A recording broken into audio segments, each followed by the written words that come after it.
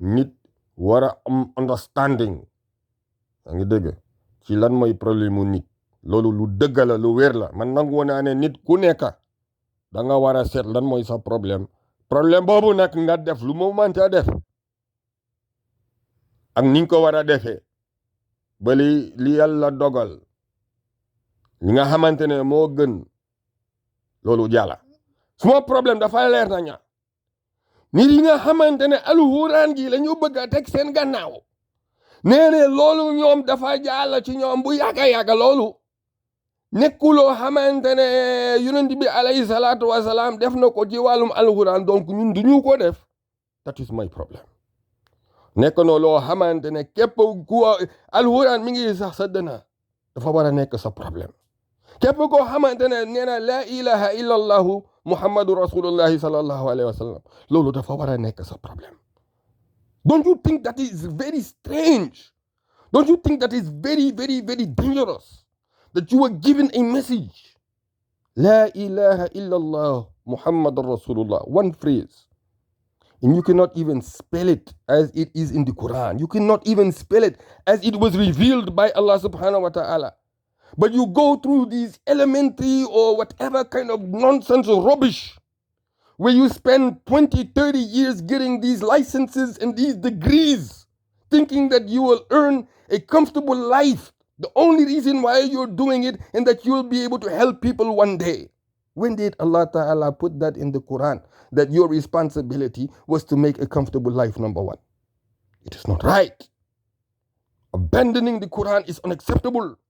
And every form of atrocities against the Quran, this is really unacceptable, and it is a very dangerous track that the mainstream is on. You cannot even spell the name of Allah. You know Allah, you cannot spell his name. That is a problem. Of guidance. Hold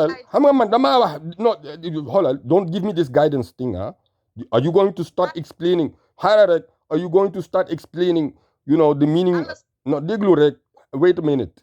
You're going to say something. If you're going to say something, you have to have, because it's Operation Stop Lying is the name of the operation ever since the beginning of the Quranic Revolution of 2022 forever.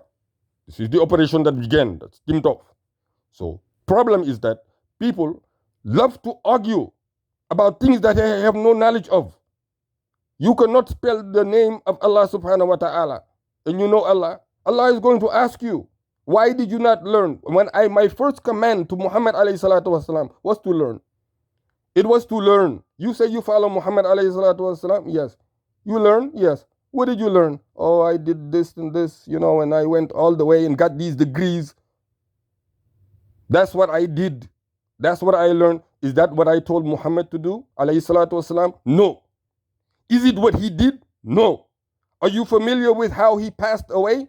Are you familiar with his jihad? He passed away, although he passed away in bed, he's still a shaheed. Are you familiar with that? No.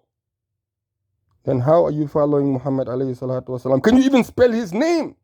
And how it is revealed? Can you do that? No. Do you think this is safe? It's not safe. Our children, our grandchildren, our cousins, our sisters, our girls, our brothers. Do you think this is something that is a problem? The problem. This is the real problem. This is the real bloody problem. People, you understand? This is a problem. You do not think. Do you think this is a? Do you think this? Do you think that this is not a problem? This is the question. Because unity be alayhi salatu wasalam. Unity be. We're talking about prophet. Xam nga nag lii nag moo baax because xam nga problem bi. This is the problem because xam nga lan moo tax mu nekk problème yàlla dafa wax ci alxuraan. ñoo xamante ne boo tuddee yàlla ñu andi ay wax ay coow ci kaw waaye boo waxee waxi àddina ñu kontaan dal loolu la yàlla wax de te tey ji jullit yi ñoo ci ëpp xoolal ma loolu. You don't think that's a problem? jullit yi ñoo ëpp ci ñoo xamante ne boo waxee yàlla gaay ne bu ñu rey wax ji bëri ji yaa ngi yaxal bu ñu jaxasee yàlla seytaane bi xaaral ñu daw bu ñu waxee nag affaire àddina caay kër yi fii bu ñu waxee xew yi fii ak kan la ñuy may ak yooyu di nga maam de lan la kii jënd fële ak kii ban réew la dem ak yooyu ñu kontaan dal loolu you don't think that's a problem te yàlla wa ida dukira allahu waxdahu shma'azzat qulubu alladina laa yuminuuna bil axira gëmuñu bisu penc dañuy wax noonu bu ñu la waxee spellal bisu penc al yawmil axira yow doo ko mën a spell it's not right yàlla dafa ne yonent bi iqra bismi rabbika alladi xalaq jàngal ci turu borom bi nga xamante ne moom moo la bind léegi da nga yaakaar ne yàlla dafa wax ne boobu jàngal demal nga jàngal leneen lu dul alxuraan gii demal nga jàngal leneen lu dul yàlla mi nga xamante ne man maa la sax loolu fan la ko nit yi jëlee this is the problem it's an educational social informational problem awliya shaytaan yi duñu leen may benn we are not going to give them nothing yaa ngi dégg Allied coalition forces they exploring and they have attacked in all different directions man even the center we do not care because seriously you know it is not safe for us to go back to Allah subhanahu wa ta'ala with this type of report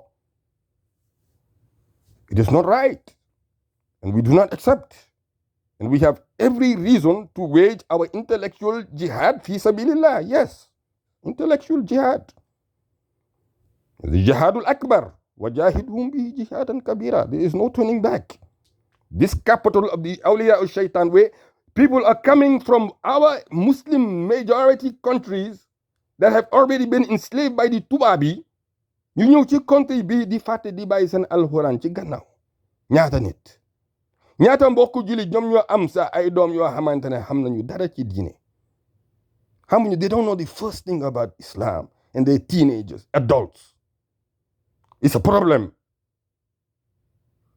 ñun ngoo xamante ne dañoo nekk ay jullit ñu gëm yàlla ñu gëm ne moom moo wax yonent bi dégg ko toppoo ko noonu ñun ñu gëm loolu lépp ba pare wane ko suñu gannaaw ñu nekkatuñu ñoo xamante ne gëm nañu yàlla we don't believe in God if that is the case that should be a problem ku gëmatul yàlla kooku gëm sa bopp wala lu dul yàlla loolu mooy bokkaale bi is that simple that's a problem loolu mooy shirk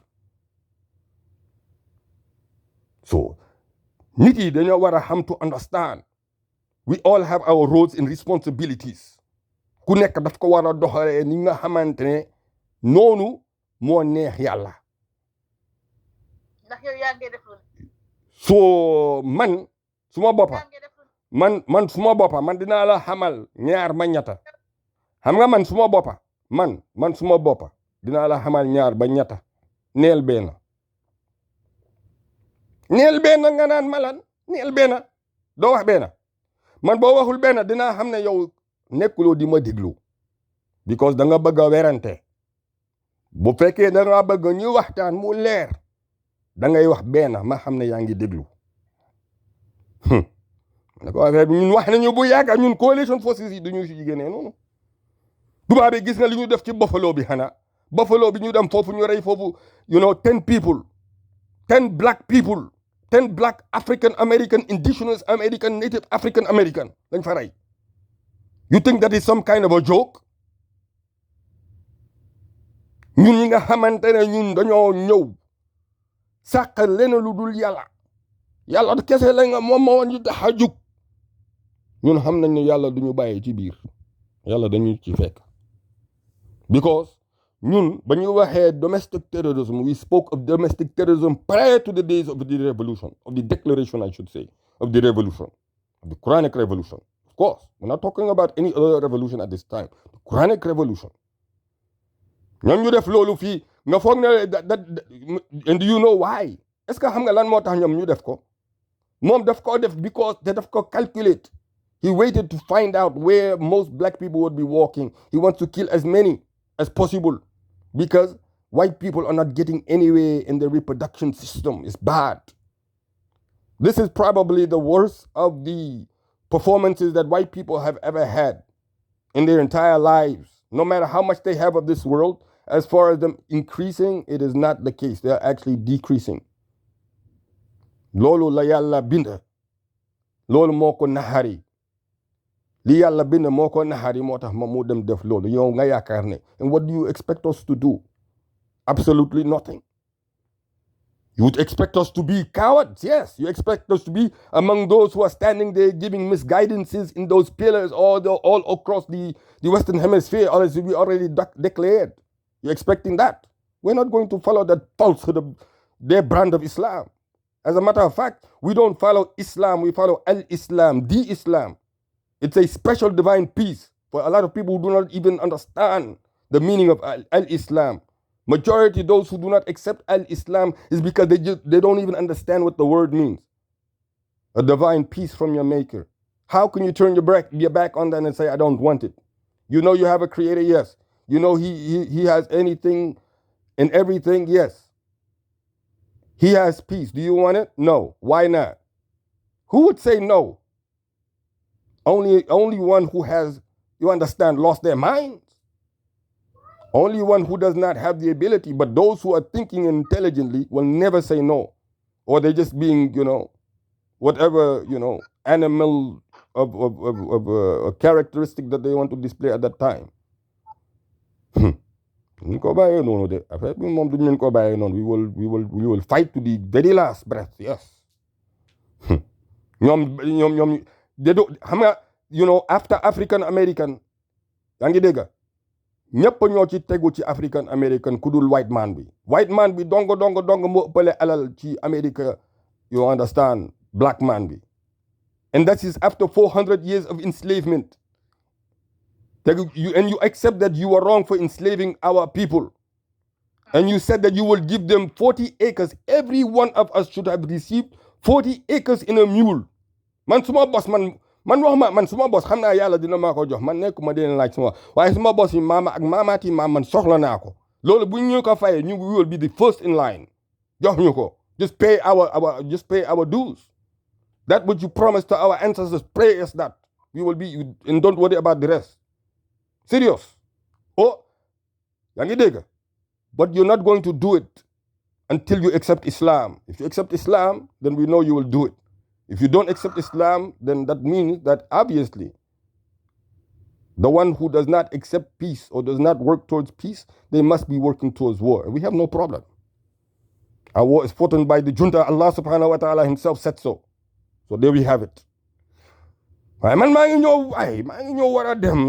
is really a lot of activities going on, seriously, A lot of these junior commanders, they are very new, so, we have to, really give them a good coaching, a lot of them are fresh recruits. The movement is growing, which is good, but still, we have to do a lot of coaching and development, a lot of, but anyway, kii na sax di ma ne ko moom dem na sax di yàlla baax na allahumma salli ala muhammadin wa ala alihi wa sallam